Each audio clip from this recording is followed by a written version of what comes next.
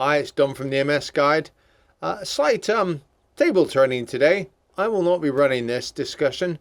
Rebecca will. So, with all that, over to you, Scotty.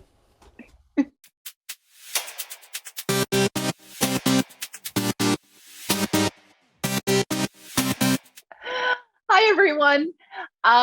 So the tables are turned, as Dom has just said, because Dom is about to start a new treatment. So we thought it might be cool if I interviewed him. So before we dive into what's happening now, I would love to hear about what your disease modifying history is with MS, because I believe you were diagnosed before there were disease modifiers. Is that right? Or had they just come out?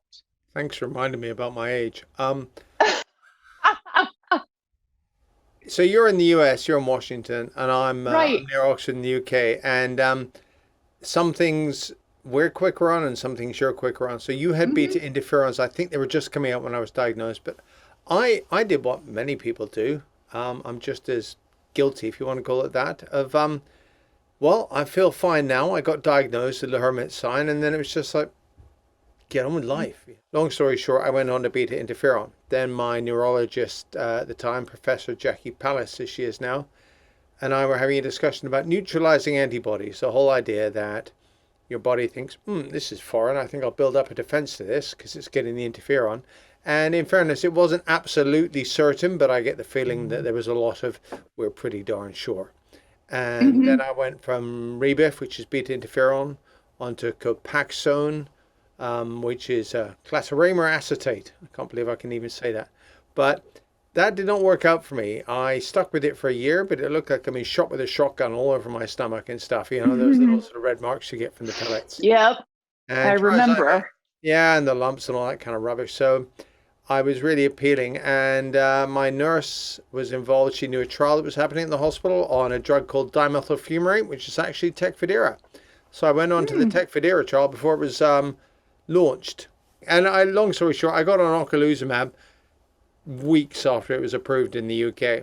And my nurse tells me that I was the first patient in Oxfordshire by 2 hours, but only because they wheeled in the next person after me. But so that was it. But that was four drugs, and I thought I was sort of fairly there. Oh, And no, I just wanted to stop you because I think it's important to point out. So you've done inject yourself, take a pill, and uh, have an infusion. I twice a like if year. there's a menu, I like to try everything on the menu. It's essentially Oh, that's good. it began to become apparent that the B cell depleters, ocrelizumab, Mm-hmm. Ocrevus, were very effective at stamping on your B cells, which is kind of what you'd hope. But that also had knock on effects, meaning that the vaccines wouldn't work. And everybody was, if you remember, this sort of everything was going to be fixed by the vaccine. And it was the vaccine, Right. vaccine, the Yes. vaccine. And I thought, solve this. I won't be able to take part in humanity. And Rose did a video on this channel. But in the back of my head, I'm going, I am changing drugs. I am not going to do this. So Mm-hmm. I am not backwards and coming forwards, and just sat down with the medics, and here it is. I'm going to get Lemtrada. It's been like nailing Jello to the wall because I got the go ahead last August. Mm-hmm. But now I have a date, so I'm not going to sit here and worry. And besides, I'm getting B cells back until a month ago, maybe. So I was off Yeah. ocrelizumab for well over a year before I even got the hint of a B cell. Okay. So first off, why alemtuzumab?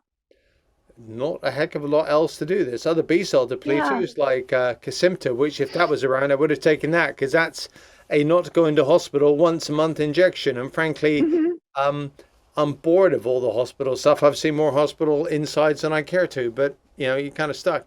Alemtuzumab, I wouldn't call it fire and forget, but I can actually Mm-hmm. draw a line under things. Frankly, I cannot understand why it is not offered more and Mm-hmm. people don't choose to go in and agitate for it because you have 5 days of infusions and then you have a year off, then you had 3 days of infusions. Then, with a bit of luck, that's it. That's all she wrote. There's no having to be present for the hospital. You got to do blood tests, and you agree to have your bloods taken and stuff. But I'd rather have that. It doesn't mean I have to go to hospital for blood tests. I can nip down to my local doctor's surgery and get them done. Okay, so I definitely hear a few things. The first is it's not a B cell depleter. So it is great in this new normal that we're all living in. Finger goes up. B and T cell, but it essentially kicks the bejesus out of your immune system, and it then recovers. It's not Ocrevus, just steps on it and And keeps it keeps it there. strong. And this is just a Mhm. massive hit, even more, and then it all sort of comes back to normal, shall we say? If all goes to plan. Sure. All right. So, in theory, and it seems like in practice, you will be able to live a more normal life, especially in this like weird COVID world that just drags on and on. Um, there is a piece that is you don't have to be constantly reminded that you're a sick person because you're going back to the hospital all the time. And then there's something that you've alluded to but haven't really focused on that I think is important. I believe in your first video with Rachel, you talked about the difference between rearranging deck chairs on the Titanic and getting into a different boat. So talk a little bit about that, if you would, please. There is two therapies available right now, cladribine, Mavenclad, as some people know it, and Mm-hmm. alemtuzumab, Lemtrada, which are classed as immunoreconstitution therapies. And in my case, if we put me aside for a second, because I've had MS 28 years, I've had four drugs, it's unlikely to do much reconstituting given how far down the line I am. I have to be on the border of secondary progression. So I'm still technically relapsing remitting, but I don't think that will last forever. Um, it's like stem cells that Rachel's having, and Mm-hmm. cladribine that friends of mine that I know have. The whole point is you may experience, there's no guarantees, some sort of reconstitution. You can't say when, you can't say where, sort of thing. It's like saying, I'll meet you one day. Um, it's more likely, way more likely, if you're new to the disease, should we say. Mm-hmm. So I need to keep my expectations realistic. I'm not expecting some Lazarus-like recovery where I pick up my bed and walk. It's just I want to draw a line in it. I think some people refer to it as closure. There's an Mm-hmm. element of closure, and I can't, after all this time, begin to tell you how sort of nice that tastes. From I Yeah, I can only imagine. And for anyone who is watching this, I do want to talk about like what you're actually going to go through, all of that. I promise we will get to that. But for anyone watching this who's thinking, well, damn, I'd like some closure. I'd like all of this.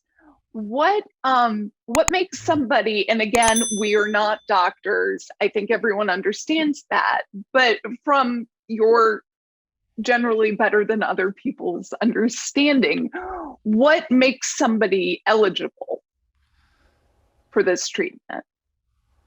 we get onto a whole different thing here. My view is Mm-hmm. MS is not treated with the seriousness with which it should be. Ergo, why is the sort of good stuff kept in the closet until you deteriorate to a certain point or beg or whine or everything? And why don't they say, Yeah. you've got MS, here's your options, starting here. Yeah, you can go down here, but it's a bit like Mm-hmm. riding a bike with no oil on the chain and slightly flat tires. Yeah, it's better than no bike at all. Yeah. So, okay. Thing for the first thing I want to acknowledge, please, when you post this, drop into the notes your lovely article about how MS is treated differently from cancer, for example. I think it is brilliant, and it goes a lot more into Dom's ideas about how, yeah, we tend to bring a toy gun to I see. I'm not good at these Oh, I think the particular way to put it more analogies. is don't bring a knife to a gunfight. Don't bring a knife to a gunfight. And a lot of us had neurologists who were like, oh, you're going to be fine. Here's this knife. And you know what? There's some great automatic weapons coming out, but they're super dangerous. So just stick with the knife, which was my experience. Yeah, whereas I want to exercise my Second Amendment right to point an assault rifle at this. And if we're North America, you know what I mean. It's just I do. I was making an argument that it could constitute failure of the drug if the arquebus was such. It's not a bad drug, but if it stops me taking a vaccine, which we didn't know was going to become a sort of requirement for life, should we say, or ordinary life, and life is forever changed, I think, but to be able to participate in society in the way which I had chosen to do, then taking a vaccine is crucial to that. And I did take 3 vaccines. Not a single one of them produced a single bit of response. So I think we can safely say that I didn't just chuck the baby out with the bathwater. I tried. But, Yeah. you know, Yeah. but my view is you got to take control of your care and your treatment, and you make decisions. Hmm. And that was my choice, and that was my decision, and I could articulate that clearly to the doctors, and that seemed to make them comfortable. That I knew what I was doing, I knew what I was getting into. Also, they haven't changed people from ocrelizumab to lemtrada, so I got a very serious lecture about, you do understand we haven't done this before, and it's like, yeah, but I'm didn't think anybody sat around with the Wright brothers going, now no one's tried this before. They were like, well, we're going to have to give it a lash. All right. And that was a No, damn sight more dangerous than this. probably. I'm in a Probably. hospital. I'm being watched like a hawk, I imagine. It's a real stain on the doctor's record if somebody carks it. So therefore, I'm pretty confident that that's not something I will accidentally let happen. So tell us a bit more about what's next for you with this. With the drug. With the Okay. drug. On the 16th of May, I Mhm. rock up at 9 o'clock in the morning and I have bloods taken. I then will get, I mean, one of my favorite things, and you get this with Ocrevus too, is they give you steroids and they give you, I don't know why, Antihistamines. yeah, the antihistamines. And you sit there and go, I'm just going to do some, Woo! oh, screw it, I'm just going to have a little snooze. It's an awful lot of sitting around. I have Hmm. downloaded films. These are absolutely crucial. Your Hmm. headphones. Um, Right. So how long, you said 5 days. So you stay in the hospital for all of that no, time? it's an Or you, outpatient. So I'm not okay. getting serious. I had to pay for a hotel room in London, close to the hospital, because that's where the Hmm. hospital that I'm having it is. And I've got the sort of cheapest hotel I can bear because I gather I won't be feeling too shiny at the end of every day. So it's just, Probably not. yeah, it's only point 0.8 of a mile walk from the hospital to the hotel. So we'll isolate for 2 weeks. My wife is a school teacher of 7-year-olds who are essentially little bundles of joy, I'm sure, but they're also Hmm. little bundles of snot and disease. And Yes. if anybody can get anything, a 7-year-old can. And given that Hmm. my immune system will have taken a bit of a kicking, um, I'm spending 2 weeks isolating on the Isle of Wight with a friend who's got adequate space in their house. So they very kindly said, you're welcome to come and stay here. So I'll do that. And then I'm going straight back into a family wedding. So, I'll just catch the train back. And I mean, who knows, Rebecca? I don't know if I'll Yeah. be feeling like four sacks of crap, I think is the technical term, or whether or not I'll be crawling in the walls going, I'm fine, I need to go. First full Ocrevus infusion, they said, how are you getting home? And I went, on the train. And they said, but the train station's on the other side of town. How are you getting there? And I said, I'm going to cycle because it's Oxford and everybody cycles. And they Hmm. looked horrified. And I said, I can't feel a thing. I haven't felt a thing when the drug went in. There's been no reaction. I said, I'm pretty convinced you're trying to save money and give me saline. But, and then I had to do a deal where I said, if I feel really bad, I'll stop cycling and call you up. But Hmm. so, I mean, I'm very fortunate in that sense. Yeah, definitely. Who knows? Definitely. So it's I think I have a much bigger risk to my health of cycling in Oxford. Try not to get flattened. Is there anything else you want folks to know? Are you going to be updating us? I'll update. It's very kind of you to Awesome. turn the tables because I'm always worried that if I sort of just gave my spiel, it would just be, I have a view on the world and you make me think about it differently when you ask me questions. Good.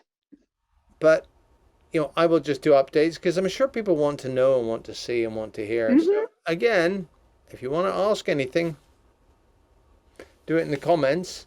And I would also like to say, if anybody watching this before the second week of May, people have really started subscribing because essentially I put a note out on Twitter begging, because I'm so close to 1,000 subscribers. So it's So close.